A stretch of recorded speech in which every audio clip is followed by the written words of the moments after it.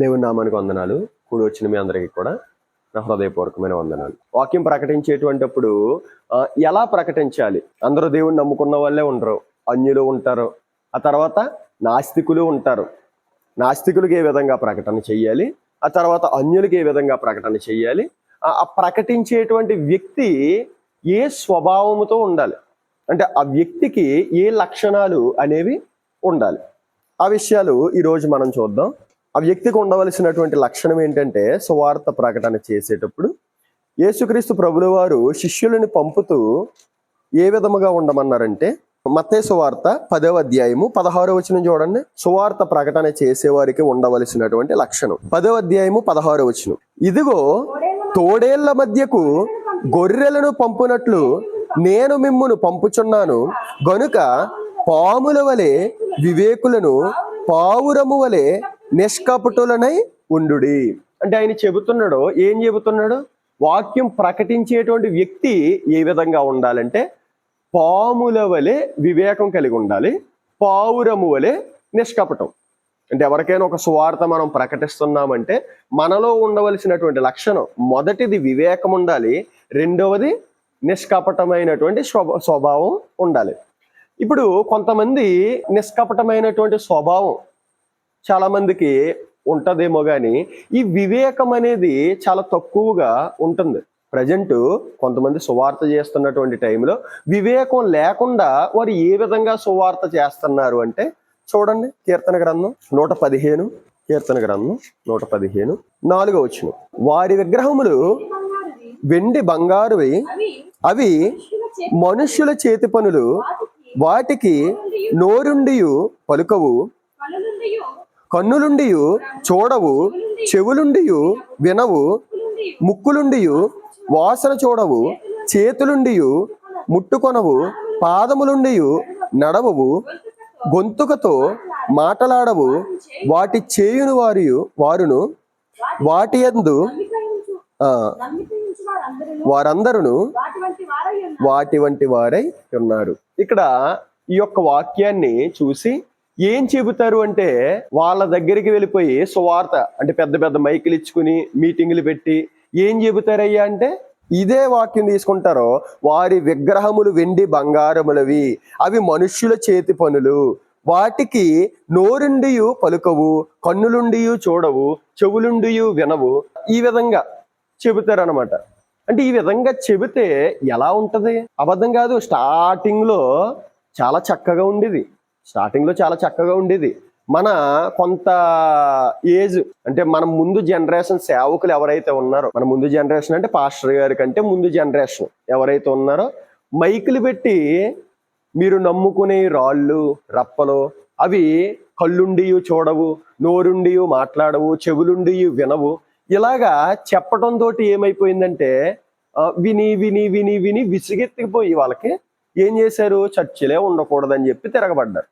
అంటే సువార్త చేయవలసినటువంటి విధానం వివేకంతో చెయ్యాలి, అవివేకంతో చేయకూడదు. అసలు ఈ మాట ఎవరు చెప్పారు, ఎందుకు చెప్పారు, ఎవరితో చెబుతారు? అన్యులతో చెబుతున్నటువంటి మాట, యూదులతో చెబుతున్నటువంటి మాట, దేవుణ్ణి నమ్ముకున్న వాళ్ళతో చెబుతున్నటువంటి మాట, దేవుణ్ణి నమ్మలేని వాళ్ళతో చెబుతున్నటువంటి మాట, అన్యులకి చెప్పవలసిన మాట, లేకపోతే దేవుని పిల్లలకి చెప్పవలసిన మాట ఆలోచన చేయాలి. అంటే సందర్భం, అంటే వాక్యం చదివేటప్పుడు అది ఎవరు రాశారు, ఎవరికి రాశారు, ఆ సందర్భం ఏంటి, ఆ యొక్క భావం ఏంటి, ఇది చూడాలి. ఇది అసలు ఎవరు రాశారు? దావీదు గారు ఇశ్రాయేలీలు ప్రజలకు చెబుతున్నారు. ఏం చెబుతున్నారు అంటే, వీళ్ళు ఏం చేస్తున్నారు?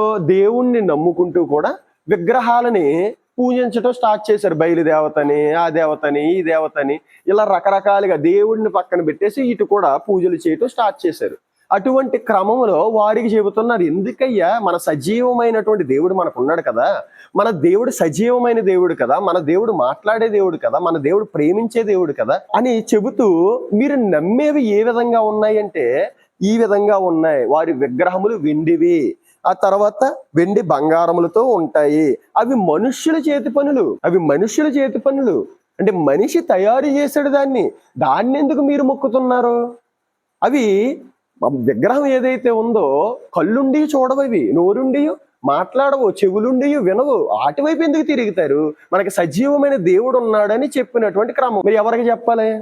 ఇప్పుడు ఎబినేజర్ గారు కొంచెం పెద్దవాడు అయ్యాడు అనుకో, అడు ఎవరితో అయినా తిరుగుతున్నాడు అనుకో, ఎవరితోటి అడు మంచోడు కాదనుకో, ఒరే ఎబినేజరు పలానోడు మంచోడు కాదురా, వాడితో తిరక్కు అని వాడికి చెబితే బాగుంటది. వాళ్ళ అమ్మకి చెబితే నీ కొడుకు మంచోడు కాదని వాళ్ళ అమ్మకి చెబితే ఎలా ఉంటది? గొడవలు అయిపోతాయి. అదే జరిగింది ప్రజెంట్.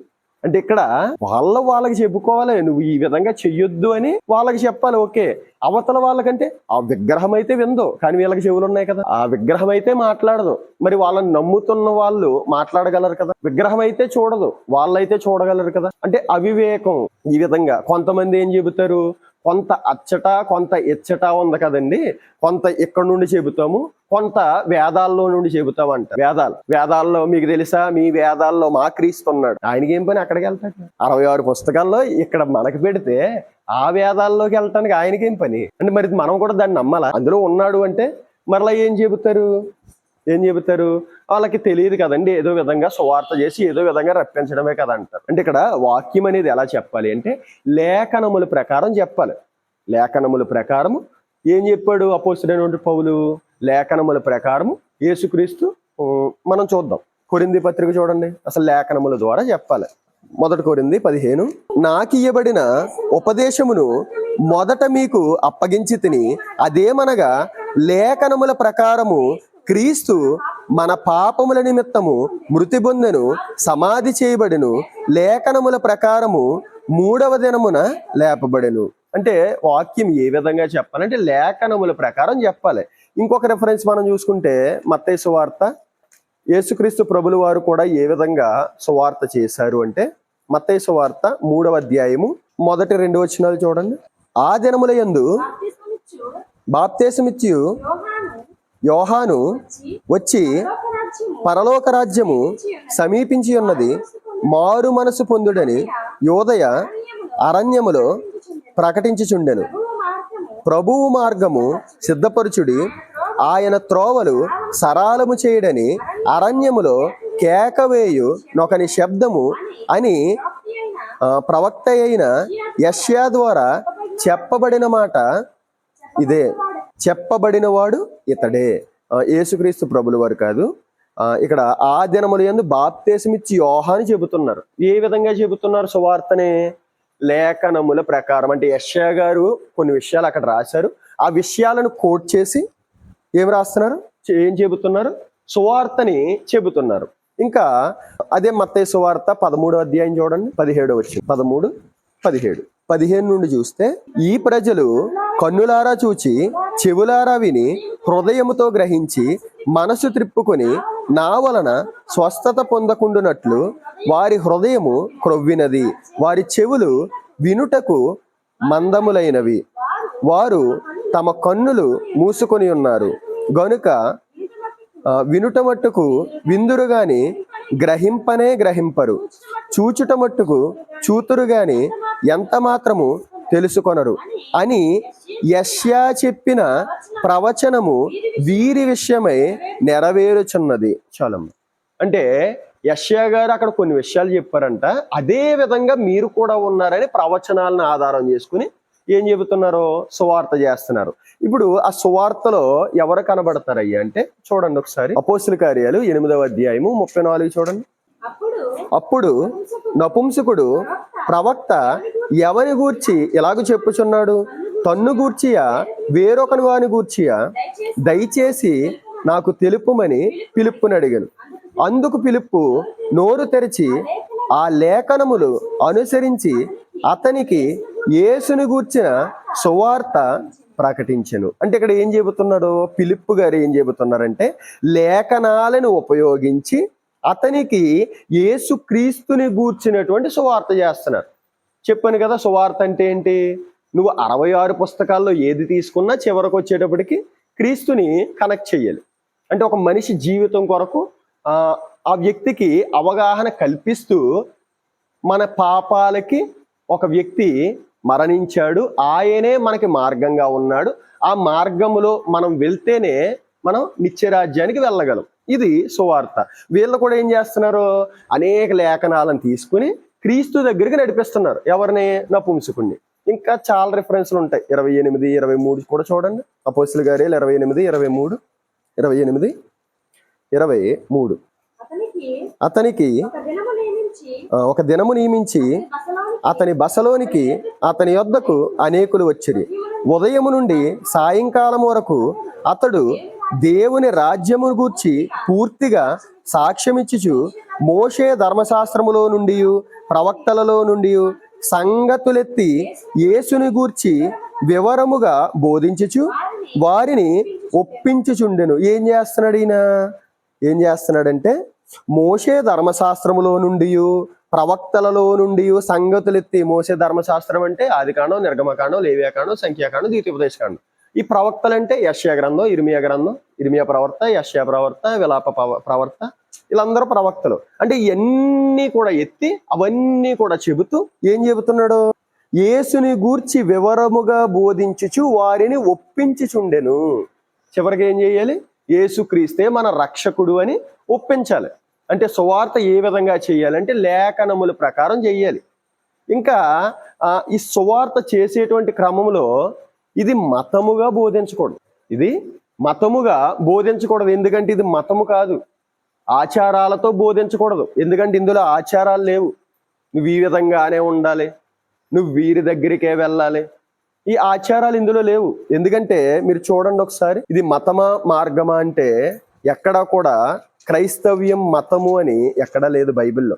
యోహాను సువార్త 14:6 యేసు నేనే మార్గమును సత్యమును జీవమును, నా ద్వారానే తప్ప ఎవడును తండ్రి యొద్దకు రాడు. ఆయన చెబుతున్నాడు.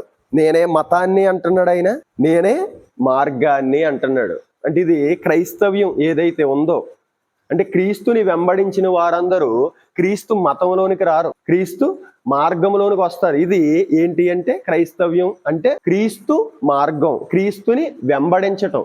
ఇంకా కొన్ని విషయాలను గనక మనం చూస్తే అపోస్తుల కార్యాలు 19:23 చూడండి. అపోస్తులు 19:23 ఆ కాలమందు క్రీస్తు మార్గమును గూర్చి చాలా అల్లరి కలిగను. క్రీస్తు మతాన్ని గురించి చాలా అల్లరని లేదు అక్కడ. ఏముంది? క్రీస్తు మార్గమును గూర్చి చాలా అల్లరి. ఇంకొక రెఫరెన్స్ చూద్దాం. అదే అపోస్తుల కార్యాలు 13:9 చూడండి. 13:9 10కి వచ్చాయమ్మ.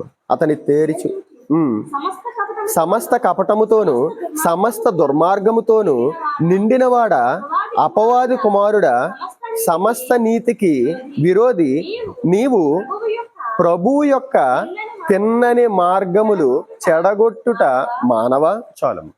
అంటే దేవుని యొక్క సువార్త చేసుకుంటూ మనుషుల్ని మార్చుకుంటూ వెళ్తుంటే ఇక్కడ ఈ వ్యక్తి చెడగొట్టడానికి చూస్తున్నాడు. చెడగొట్టేటువంటి క్రమంలో పౌలు గారు ఏమంటున్నారంటే, మా మతాన్ని ఎందుకు చెడగొడతాను అనట్లే.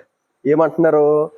నీవు ప్రభువు యొక్క తిన్నని మార్గములు చెడగొట్టుట మానవా. అంటే ప్రభు మార్గము, యేసు మార్గము. అంటే క్రైస్తవ్యం అంటే మతంగా ఎక్కడ ప్రచారం చేయకండి. మతంగా ఎక్కడ కూడా ఒక సువార్త ఎవరికైనా చెబుతున్నామా, ఇది ఒక మార్గముగానే. నిజంగా పవనిజం అంటారు కదా. పవనిజం అంటే పవన్ కళ్యాణ్ ఫాలో అయిన వాళ్ళు నేను పవనిజం అంటారు. అంటే ఆ వ్యక్తి ఏదైతే చేశాడో ఆ సినిమాల్లో యాక్టింగ్ కావచ్చు, ఆ తర్వాత గాంధీవాదులని కొంతమంది ఉంటారు, సత్యం అహింస అని, కుడి చెంప మీద కొట్టువాడు ఎడమ చెంప కూడా తిప్పుము అనేటువంటి ఆ మార్గంలో ఏం చేస్తారు? వెళ్తారు. వాళ్ళని ఏం చేస్తారు? వాళ్ళని ఏమంటారు? గాంధీవాదులు. అంటే గాంధీ మార్గాన్ని ఎంచుకున్న వాళ్ళు అంటారు, కానీ గాంధీ మతంలోకి వెళ్ళిపోయిన వాళ్ళు అన్నారు. పవన్ కళ్యాణ్ యొక్క మార్గాన్ని ఎంచుకున్న వాళ్ళు అంటారు, కానీ పవన్ కళ్యాణ్ మతంలోకి వెళ్ళిపోయిన వాళ్ళు అనరు. ఇప్పుడు కూడా ఒక వ్యక్తి వచ్చాడు, ఎవరు? మన కొరకు మనుషులంతా పాపంలో ఉంటే పరిశుద్ధుడు ఒక ఆయన వచ్చాడు. ఆ పరిశుద్ధుడు ఏం చెప్పాడంటే, నేను పరిశుద్ధంగా బ్రతికి చనిపోయాను, నేను ఏ విధంగా అయితే పరిశుద్ధంగా బ్రతికాను మీరు అదే విధముగా బ్రతకండి. అంటే నేను ఒక మార్గం మీకు ఒక రూట్ వేసాను, ఆ రూట్ లో నేను వెళ్ళాను, మీరు నా వెనకాల వచ్చేయండి. దాన్ని మతం అనరు. అంటే ఆయన మార్గములో మన మాట ఆయనలా ఉండాలి, మన చూపు ఆయనలా ఉండాలి, మన ఆలోచన ఆయనలా ఉండాలి, మన సువార్త చేసేటువంటి విధానం, ఆత్మల పట్ల భారం ఆయనలా ఉండాలి.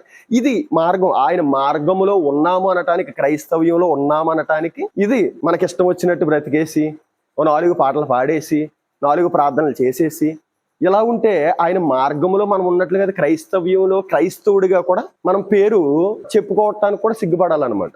అటువంటి పరిస్థితి. అర్థమవుతుందా? ఇది మార్గము. ఈ మార్గం అనే విషయాలే బోధించాలి. నువ్వు బొట్టెట్టుకోకూడదు, నువ్వు గాజులు వేసుకోకూడదు. బైబిల్లో ఎక్కడా లేదు. అతి అలంకరణ వద్దన్నాడు అంతే. ఒకవేళ నువ్వు దేవునిలోకి వచ్చాక నీ మనసు మారితే ఏం చేయి, నీ ఇష్టం. అది బొట్టు తీసేస్తావా తీసే, గాజులు తీసేస్తావా తీసే, చెవులీలు తీసేస్తావా తీసే, అది నీ ఇష్టం. బలవంతంగా ఒకరి మీద రుద్దకూడదు.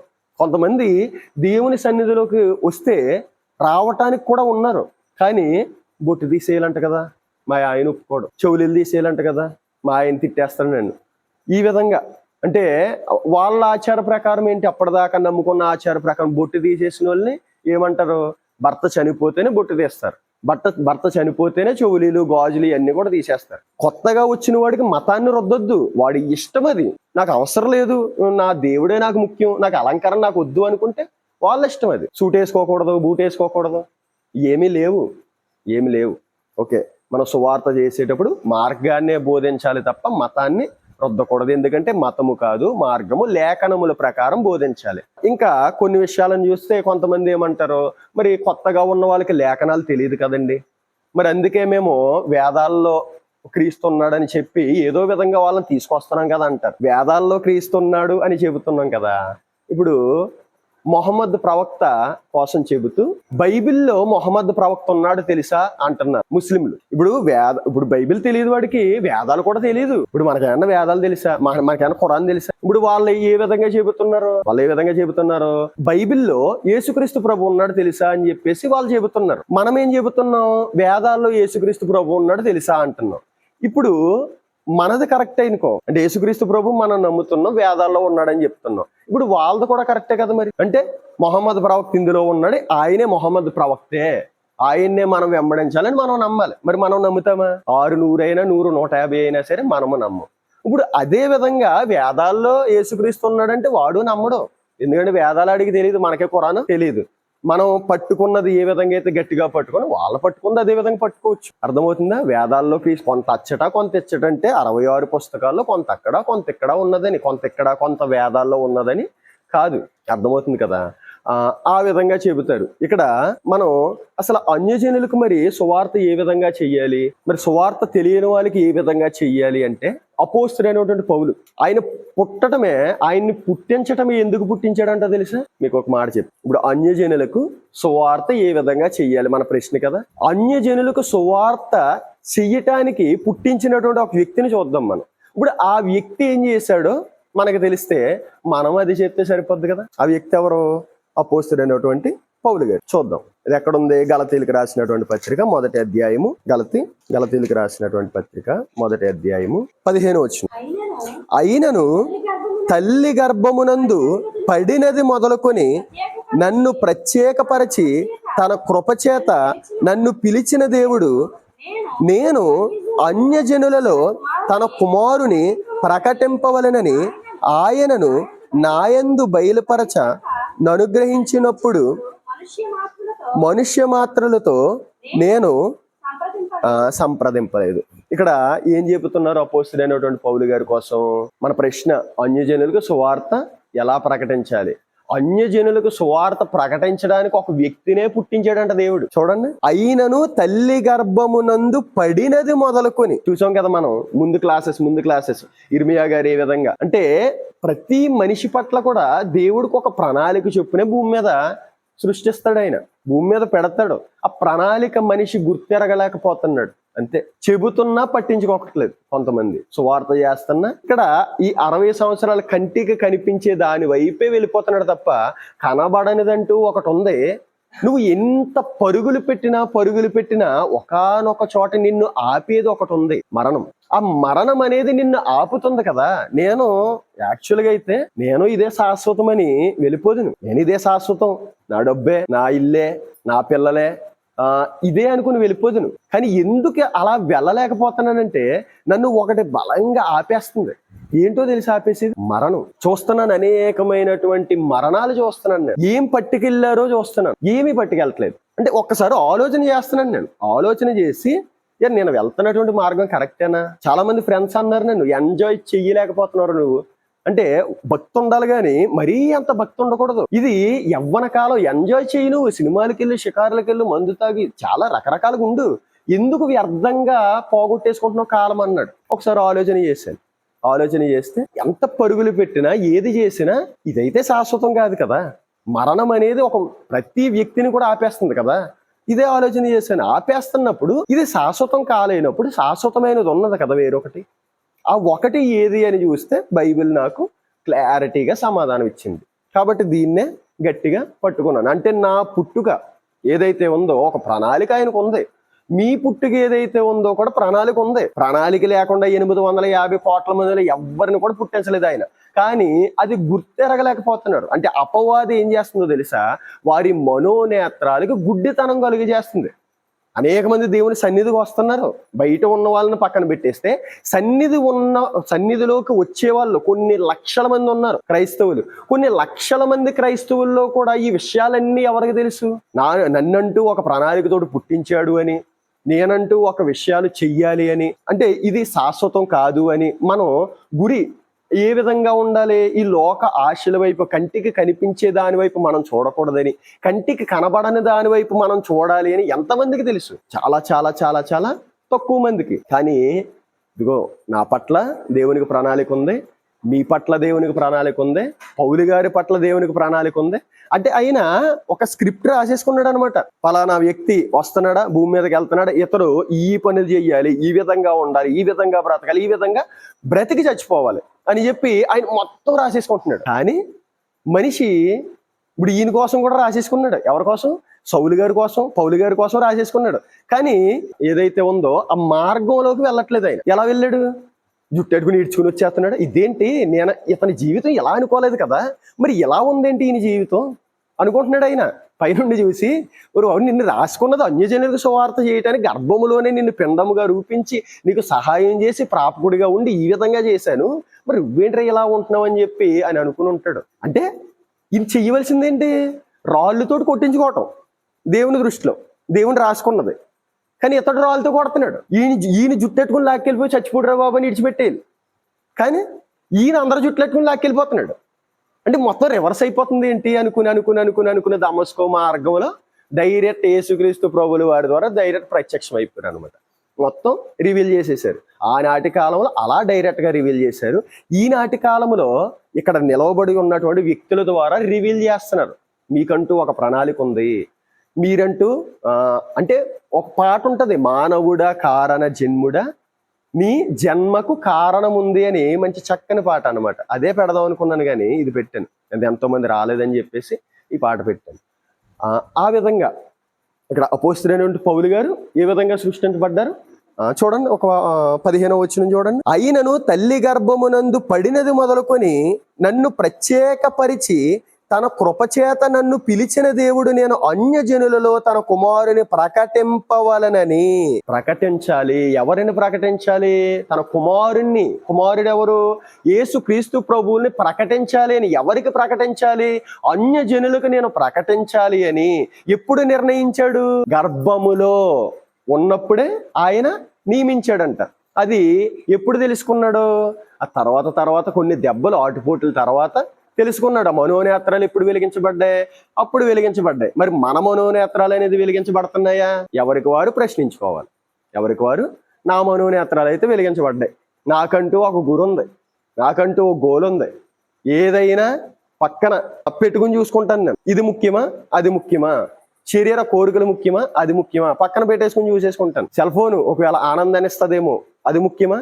ఆనందం ముఖ్యమా? 60 సంవత్సరాల ఆనందమా, అనంతకాలపు ఆనందమా? ఇలా పక్కన పెట్టుకుంటాను. నాకంటూ గురి ఉంది, నాకంటూ క్లారిటీ ఉంది. మీకంటూ వచ్చిందో లేదో మీరే ఇంకా వెళ్ళే కొద్దీ చాలా చాలా చాలా చాలా విలువైన విషయాలు ఉంటాయి. స్టార్టింగ్ లో ఉన్నారు, మీరు స్టార్టింగ్ లో ఉన్నారు. ఒక 100 ఎన్నో ఉంటాయి. బేసిక్ బైబిల్ బేసిక్ అనమాట. ఇది అంటే బైబిల్లో బేసిక్. ఈ 100 వింటే మీకు ఒక క్లారిటీ వస్తుంది. స్టార్టింగ్ లోనే మీరు ఉన్నారు కాబట్టి శ్రద్ధ కలిగి, నేను ప్రార్థన చేస్తున్నాను అన్ని కూడా పూర్తిగానే చెప్పాలి అని.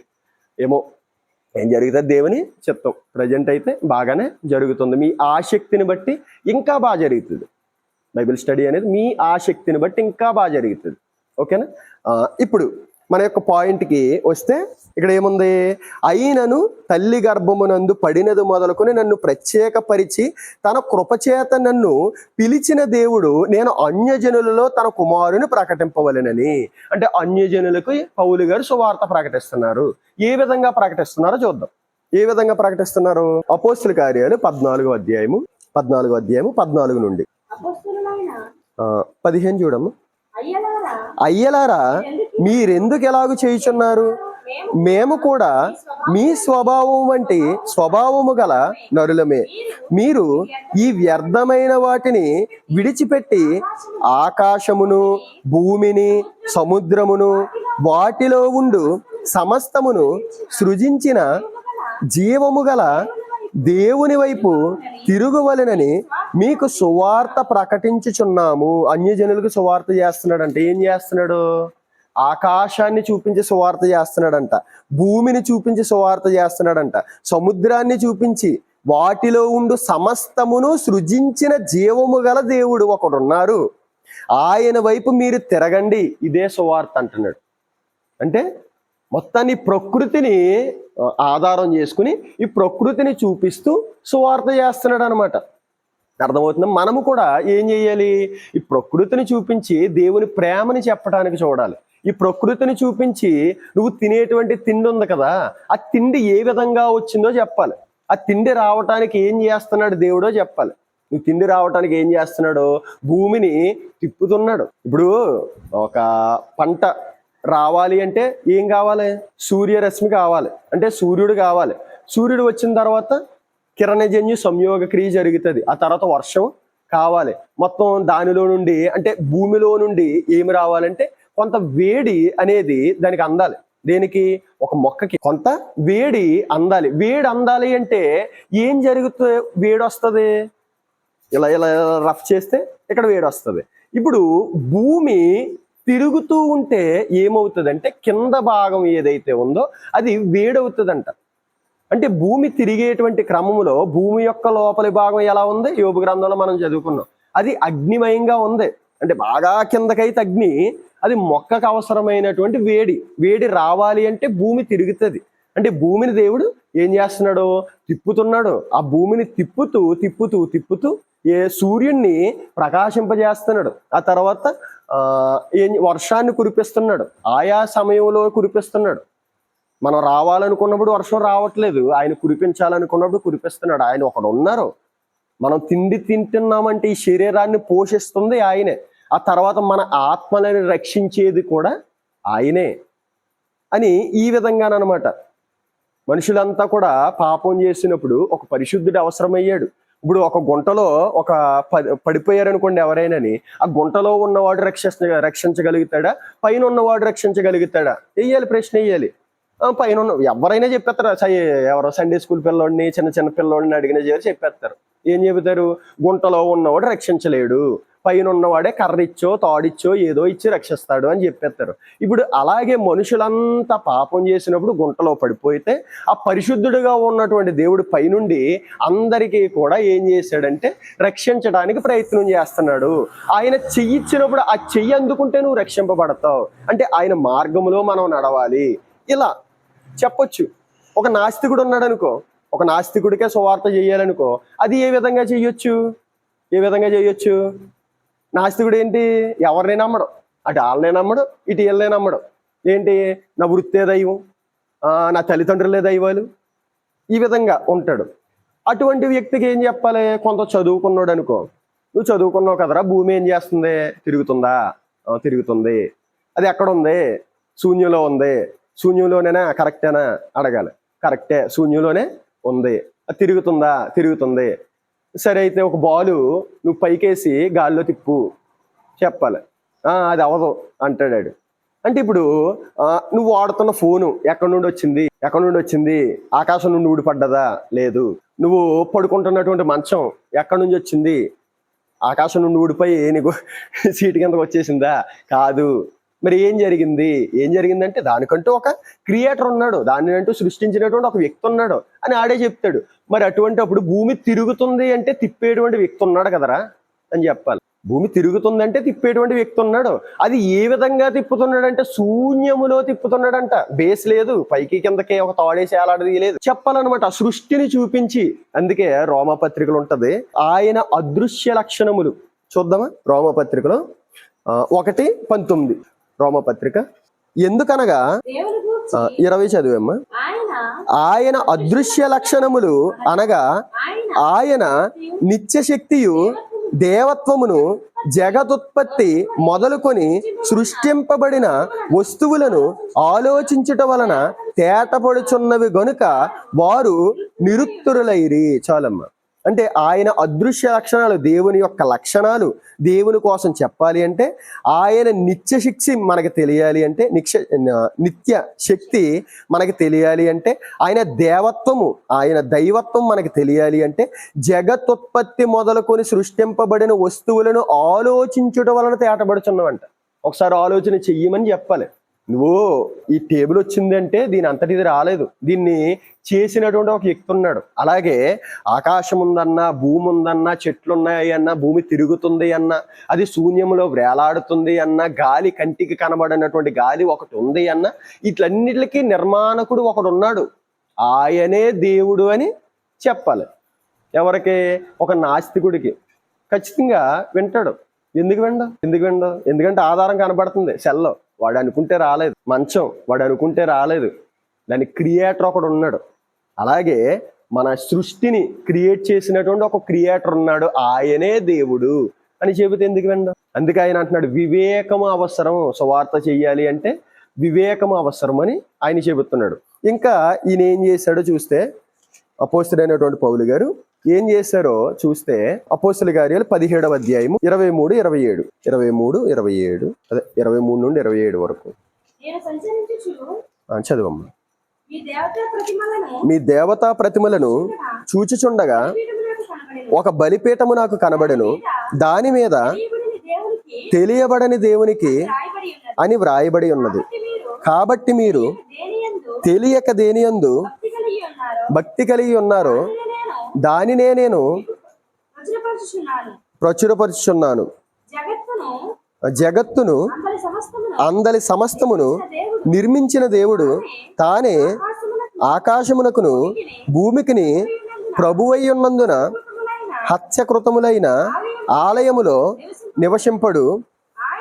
ఆయన అందరికిని జీవమును ఊపిరిని సమస్తమును దయచేయువాడు గనుక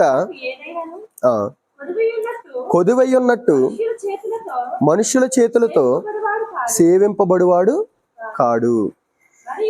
మరియు యావత్ భూమి మీద కాపురముండుటకు ఆయన యొకను నుండి ప్రతి జాతి మనుషులను సృష్టించి, వారు ఒకవేళ దేవునిని తడువులాడి కనుగొందురేమో అని తన్ను వెదుకు నిమిత్తము నిర్ణయ కాలమున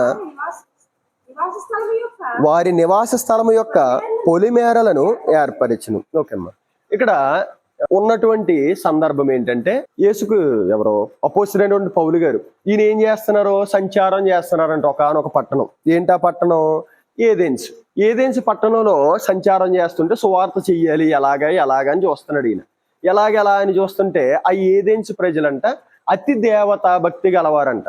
అంటే దేవుణ్ణి తప్ప అందరినీ కూడా దేవుళ్ళుగా చేసుకున్నటువంటి వ్యక్తులు. అటువంటిప్పుడు వాళ్ళు ఏం చేశారంటే చాలా విగ్రహాలు ఇవన్నీ కూడా చాలా కట్టేసి ఒక బలిపీఠం కట్టి, అంటే ఒక గుడి కట్టేశారు అనుకుందాం, ఒక చర్చ్ కట్టేసి దాని మీద ఒకవేళ ఎవరినైనా మర్చిపోయామేమో మనమని తెలియబడని దేవునికి అని చెప్పి పెట్టేశారు. ఇప్పుడు అపోస్తలుడైనటువంటి పౌలు గారు వెళ్ళి ఒకవేళ మన వాళ్ళలా సువార్త చేస్తే ఎలా చేస్తారు? మీరు అనేక విగ్రహాలు కట్టేశారు కదా, అవి రాళ్ళు, అవి రప్పలు, అవి చెవులున్నాయి వినవు, కళ్ళుండి చూడవు, నోరుండి మాట్లాడవు అని చెబితే ఎలా ఉంటుంది? ప్రజెంట్ కూడా అదే జరుగుతుంది.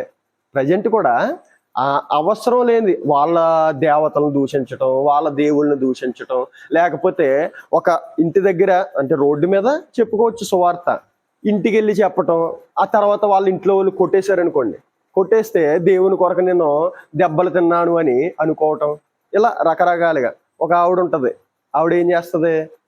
దేవుని సువార్త చేస్తానని చెప్పేసి, అక్క నేను దేవుణ్ణి నమ్ముకున్నాను, నువ్వైతే దేవుణ్ణి నమ్ముకోలేదు, నేను పరలోకానికి వెళ్ళిపోతాను, నువ్వేమో నరకానికి వెళ్ళిపోతావు, ఆ తర్వాత ఒకానొక టైం ఉంటుంది, ఆ టైంలో అబ్రహాము లాజరు సంగతి అనమాట, నన్ను దూరం నుండి నువ్వు చూస్తావు, అక్క అక్క అక్క నాకు మంచినీళ్ళు అంటావు. చెప్పింది ఆవిడ, మంచినీళ్ళు అంటావు, అయ్యో అప్పుడు నీకు సువార్త చేస్తే నువ్వు వినలేదు, నువ్వు పాపం చేసావు కాబట్టి నువ్వు అక్కడికి వెళ్ళిపోయావు, నేను పరిశుద్ధుడిగా ఉన్నాను కాబట్టి ఎక్కడికి వెళ్ళిపోయాను, అలాగంటావు, అలాగ రాకూడదంటే దేవుడిని నమ్ముకోక్క అని చెప్తుంది. ఆవిడకి ఎలా ఉంటుంది? పైగా ఈవిడ ఏమన్నా పరిశుద్ధురాలే అంటే, ఈవిడ పరిశుద్ధురాలేం కాదు, దేవుని సన్నిధికి వెళ్తుంది అంతే, క్యారెక్టర్ ఏం మార్చుకోలే, క్రియలేమీ కనుపరచట్లేదు. ఆవిడ బ్రతుకంతా ఆవిడికి తెలుసు, అక్క నేను పరిశుద్ధురాలిని, నేను అక్కడికి వెళ్ళిపోతాను, నువ్వేమో యాతన పడిపోతాను, నరకంలో పరిస్థితి ఎలా ఉంటుందంటే ఎలా ఉంటుంది? అదే విధంగా మరి ఒకవేళ ఆవిడ కొట్టేసింది అనుకో ఈవిడ్ని, నన్ను ఎలా అంటావని, నేను దేవుని కొరకు తన్నులు తిన్నానంటే అది ఎలా ఉంటుంది? అంటే ప్రజెంట్ వివేకం అనేది అవసరం. ఈయన ఆ విధంగా సువార్త చేయట్లేదు. ఏం చెబుతున్నాడంటే, మీరు తెలియబడని దేవుని కన్నా ఉన్నారు కదా, ఆ తెలియబడని దేవుడిని నేను బోధిస్తున్నాను. దేవుడు మన చేతులతోటి చేసేసే అంత చిన్నోడు కాదు. ఆయన చెబుతున్నాడు, మన చేతులతో మనం చేసేసి ఆయనకేదో మనం గుళ్ళు కట్టేసి అందులో ఆయన్ని పెట్టేయాలి అంటే, మీరు చాలా విగ్రహాలు కట్టారు కదా, అందులో ఆయన పెట్టేయాలంటే అది అవ్వదు. ఎందుకంటే మీరే ఆలోచించండి, దేవుడు ఏ విధంగా ఉంటాడైనా, ఆయన మనల్ని చెయ్యాలి కానీ మనం ఆయన్ని చేయటం ఏంటి? ఈ విధంగా చెప్పుకుంటూ ఎక్కడ కనెక్ట్ చేస్తున్నాడంటే ఈయన 24 నుంచి నేను చదువుతాను. జగత్తును అందరి సమస్తమును నిర్మించిన దేవుడు తానే ఆకాశమునకును భూమికును ప్రభువై ఉన్నాడు. ఆకాశానికే భూమికే ప్రభువై ఉన్న ఆయన్ని హత్సకృత్యములైన అంటే చేతులతో చేసిన ఆలయములలో ఆయన నివసింపడు అని చెప్పుకుంటూ వచ్చి 26వ వచనంలో, మరియు యావత్ భూమి మీద కాపురముండుటకు ఆయన ఒకని నుండి ప్రతి జాతి మనుషులను సృష్టించి, అంటే మరలా ఏం చెబుతున్నాడు అంటే, మనందరం కూడా ఎలా వచ్చాము? ఒకే ఒక మనిషి నుండి వచ్చాం. ఆ మనిషి నుండి మనందరం వచ్చాము. మనందరినీ చేసినటువంటి గొప్ప దేవుడైన ఆయన మన చేత సేవింపబడటం ఏంటి? మనం ఏదో ఆలయం కట్టేసి అందులో ఉండటం ఏంటి? అలాగ ఆయన ఉండడు. ఆయన్ని మీరు ఏదైతే తెలియబడని దేవుడు అంటున్నారో ఆయన్నే మీకు ప్రకటిస్తున్నామని బోధిస్తున్నాడు. అంటే అన్యజనులకు ఏ విధంగా సువార్త చేస్తున్నాడు? వివేకము, అక్కడ ఉన్నటువంటి పరిస్థితులన్నీ వాడుకుంటున్నాడు. ఒకవేళ మనము ఎవరికైనా సువార్త చేయాలా, అడు మంచోడా చెడ్డోడా పక్కన పెడితే, ఒకవేళ మనకు తోచినటువంటి సహాయం కూడా చెయ్యాలి. అడిగి సహాయం చేసి అప్పుడు మన మీద ఒక మంచి అభిప్రాయం ఏర్పడిన తర్వాత అప్పుడు ఏది చెప్పినా వాడు వింటాడు. ఇప్పుడు యాకోబు పత్రికలు ఉంటుంది. యాకోబు పత్రికలు ఏముంటదంటే, ఒకడు ఆకలికొని ఉన్నాడంట, బాగా ఆకలేసి ఉన్నాడంట. ఆకలేసి ఉంటే నేను నీకు ప్రార్థన చేస్తాను అని సేవకుడు ప్రార్థన చేస్తున్నాడంట. అప్పుడు వాడికి అవసరత ఏంటి? ప్రార్థన అవసరత, ఆకలి. అన్నం పెట్టి ప్రార్థన చేస్తే వాడు ఉంటాడు, లేకపోతే ఉంటది. యాకోబు పత్రికలు ఉంటది. అంటే ఇక్కడ కూడా ఏంటంటే, ఒకవేళ వాడిని మనం మార్చాలి అనుకుంటున్నాం, మనకి తోచిన సహాయం చేయడానికి చూడాలి, వాడితో కొంచెం ఎక్కువగా ఉండటానికి చూడాలి. అప్పుడు వాడు మన మీద ఒక అభిప్రాయం, మంచి అభిప్రాయం ఏర్పడాలి. అప్పుడు మనం ఏదైనా చెప్పినా వాడు వింటాడు, ఏదైనా చెప్పినా వింటాడు. లేకపోతే వెళ్ళినంటే డైరెక్ట్ అంటే నేను ఫాలో అయ్యేటువంటి విధానం, నేనే కాదు బైబిల్ చెప్పిన విధానం. ఎందుకంటే యాకోబు పత్రికలో ఒకసారి చూద్దామా, 2వ అధ్యాయం 15 వచనం చూడండి. 2:15 సహోదరుడైనను దిగంబరులై ఉన్నప్పుడు మీలో ఎవడైనను శరీరమునకు కావలసిన వాటిని ఇయ్యక సమాధానముగా వెళ్ళుడి, చలి కాచుకొనుడి, తృప్తి పొందుడని చెప్పిన ఎడల ఏం ప్రయోజనం? అలాగే విశ్వాసము క్రియలు లేనిదైతే అది ఒంటిగా ఉండి మృతమై, అంటే చెబుతున్నాడు. ఏం చెబుతున్నాడంట? ఒక సహోదరుడు ఉన్నాడంట, దిగంబరిగా వచ్చాడంట, ఆనాటికి భోజనం లేక వచ్చాడంట. మీలో ఎవడైనను శరీరమునకు కావలసిన వాటిని ఇయ్యక సమాధానముగా వెళ్ళుడి, చలి కాచుకొనుడి, తృప్తి పొందుడి అని చెప్పిన ఎడల ఏం ప్రయోజనం అంటే, ఒకరికి మనం సువార్త చెయ్యాలి అన్నా వారి యొక్క మనకు తోచినటువంటి సహాయం, వాడు ఆకలిగా ఉన్నాడా లేదా ఒక సమస్యలు ఉన్నాడా, ముందు ఆ సమస్య ఏంటో ఒకవేళ పరిష్కరించడానికి ట్రై చేయాలి. అది అయ్యిందనుకో వాడు హ్యాపీ, మనము హ్యాపీ. అప్పుడు మన మాట వాడు చక్కగా వింటాడు. వినేవాడికి ఎంతైనా చెప్పొచ్చు, వినలేని వాడికి ఏమీ చెప్పలేదు. అది ఎంత గొప్ప విషయాలైనా సరే ఎక్కించుకోవడం. అర్థమవుతుందా? ముందు వాడు వినే విధంగా చూసుకోవాలి. ఈయన కూడా ఏంటి, మీరు అతి దేవతా భక్తి గలవారు పొగుడుతున్నాడు. అంటే అక్కడ సిచ్యువేషన్ వివేకం ఎలా చూపిస్తున్నాడు, మీరు అతి దేవతా భక్తి గలవారే విన్నారు. ముందు సోపేసాడు, పొగేసాడు, ఆయన బాగానే వేసాడు, బాగా వింటున్నారు. అప్పుడు ఏం చెబుతున్నాడు, మీరు అతి దేవతా భక్తి గలవారే కానీ చాలా చాలా చాలా కట్టేశారు కదా, ఒకసారి మీరే ఆలోచన చేయండి అని ఈ విధంగా ఈ వేలో చెప్పడానికి ట్రై చేస్తున్నాడు. ఎవరైనా అన్యజనులకు సువార్త ప్రకటన చేయటానికి పుట్టించినటువంటి వ్యక్తి. ఇప్పుడు ఆ వ్యక్తి ఏం చేస్తున్నాడో మనం అది చేస్తే సరిపోద్ది కదా. ఇప్పుడు ఇంకొక విషయం చూస్తే సువార్త యొక్క శక్తి మనం చూసుకున్నాం. ఏంటి, భూలోకాన్ని తలక్రిందులు చేసేటువంటి శక్తి. ఇంకొక మాట చూసుకుంటే దేవుడు అత్యంత సంతోషపడేటువంటి విషయం ఏంటో తెలుసా, మనం సువార్త చేసి ఒక వ్యక్తిని రక్షించినప్పుడే. మనం సువార్త చేసి ఒక వ్యక్తిని ఎప్పుడైతే రక్షిస్తామో అప్పుడు చూడండి పరలోకములో గొప్ప సంతోషం అంట. 15:7 చూడండి, లోకాసువార్త 15:7. అటువలే మారు మనసు అక్కరలేని 99 మంది నీతిమంతుల విషయమై కలుగు సంతోషము కంటే మారు మనసు పొందు ఒక్క పాపి విషయమై పరలోకమందు ఎక్కువ సంతోషము కలుగును. పరలోకమందు సంతోషం అంటే పరలోకంలో ఉన్నటువంటి వ్యక్తి సంతోషపడుతున్నాడు.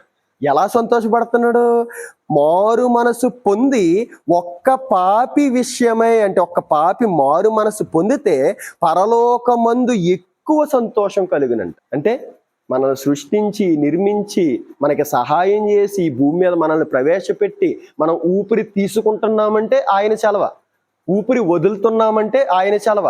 ఇది ఈ గుండె ఆప్టింగ్ లేకుండా కొట్టుకుంటూ రెస్ట్ లేకుండా కొట్టుకుంటుందంటే ఆయన చలవ. అదే కదా, మన కొరకు ఆయన ఎంతగా పరితపిస్తున్నాడో అవన్నీ కూడా చూసాం. మనం ఎంతగా మనల్ని చేసుకున్నాడు, ఎంతగా మన కొరకు పరితపిస్తున్నాడు, చివరికి ఎంతగా బాధపడుతున్నాడు. 6వ అధ్యాయం వచ్చేటప్పటికే హృదయములు నొచ్చుకున్నాడంట. ఆకాశంలో పట్టజాలని దేవుణ్ణి హృదయములో ఆయన బాధ పెట్టింది ఎవరు, 6 అడుగుల మనిషి ఆకాశాలు పట్టజాలని దేవుణ్ణి బాధ పెడుతున్నాడు. అంటే బాధ పెట్టినోడు గొప్పోడు కాదు, ఆ వ్యక్తిని అంతగా ప్రేమించాడు కాబట్టి ఆయన బాధపడుతున్నాడు. ఇప్పుడు అదే వ్యక్తి ఆయన్ని సంతోషపరిచేటువంటి అవకాశం ఏంటో తెలిసేది, సువార్త ప్రకటన చేసి ఒక వ్యక్తిని మనం మార్చటం. ఒక వ్యక్తిని మారిస్తే ఆకాశాలు పట్టజాలని దేవుణ్ణి ఆనందపరుస్తాం అన్నమాట. అర్థమవుతుందా? ఇంకా ఇంకో వచనంలో ఉంటది, ఆయన వాళ్ళని ఎలా చూస్తాడు అంటే ఏ విధంగా చూస్తాడంటే బాగా, అంటే ఆ వ్యక్తి ఎవరైతే సువార్త ప్రకటనలోకి వెళ్తున్నారో ఆ వ్యక్తిని దేవుడు ఎంతగా ప్రిఫరెన్స్ ఇస్తాడు అంటే చూడండి, రోమా 10:15 చూడండి. రోమా 10:15 ప్రకటించేవారు పంపబడని ఎడల ఎట్లు ప్రకటింతురు, ఇందు విషయమై ఉత్తమమైన వాటి గూర్చిన సువార్త ప్రకటించు వారి పాదములెంతో సుందరమైనవి. చాలమ్మా, ఇక్కడ ఏంటి, సువార్త ప్రకటించు వారి పాదములు ఎంతో సుందరమైనవి. అంటే మనిషి దేన్ని చీపుగా చూస్తాడు, మనిషి యొక్క అవయవాల్లో చేతులు పట్టుకుంటాడు, ఒకవేళ హగ్ చేసుకుని సారీ చెప్పాలా చెప్తాడు.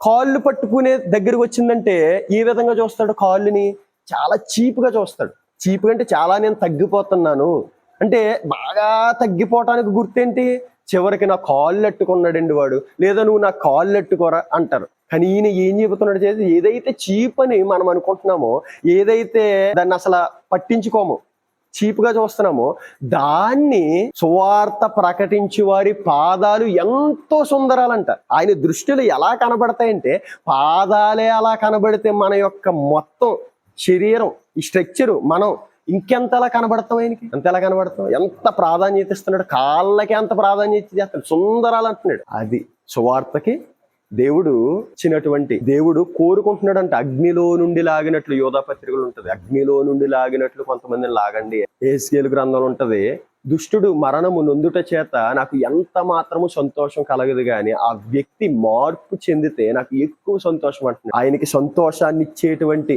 పని సువార్త ప్రకటన చేసి ఒక వ్యక్తిని మనం రక్షించడం. దీని వలన మనకు వచ్చేటువంటి మేలేంటో తెలుసా, తర్వాత బైబిల్ స్టడీలో చెప్పుకుందాం. సరే, ఈయన చిన్న వాక్యము దేవుడు మన వినికిడిలో ఫలింపజేయునుగాక. ఆమేన్.